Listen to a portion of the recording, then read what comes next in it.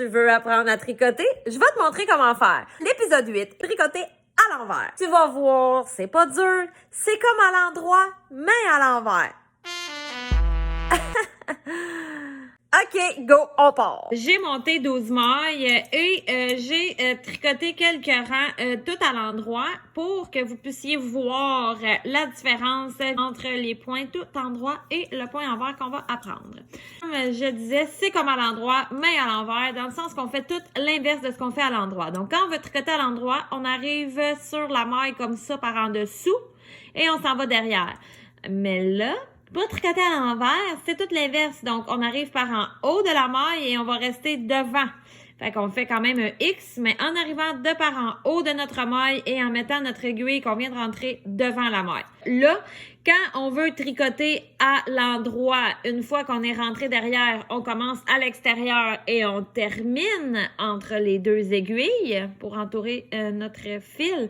Mais là, c'est l'inverse. Donc, j'arrive par en haut, je croise devant et je vais commencer au milieu pour terminer à l'extérieur quand je tourne mon fil. Vraiment comme à l'endroit, mais à l'envers. Donc, c'est tout l'inverse. Donc, j'ai mon petit tour que je dois garder. Alors, pour ressortir, je m'en vais par en haut. Je fais le chemin inverse du chemin que j'ai fait pour rentrer. Donc, là, ici, j'ai mon tour qui est donc ma première maille tricotée. Alors, je peux laisser tomber une fois que c'est fait. J'arrive par en haut, je croise par devant. Je tourne mon fil autour de mon aiguille en commençant au centre et en finissant à l'extérieur et je ressors par en haut comme ça. Voilà ma deuxième maille, donc je laisse tomber. Je vous en fais quelques-unes. Je vais terminer mon rang, donc vous pouvez regarder le mouvement. En même temps, je vais vous donner de l'information cruciale.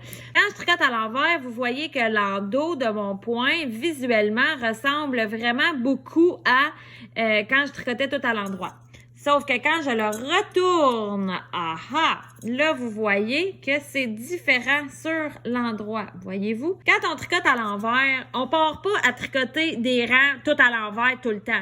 Parce que ça va être se donner bien du trouble pour un résultat qui va être pas mal pareil, finalement, à si j'avais tricoté tout à l'endroit.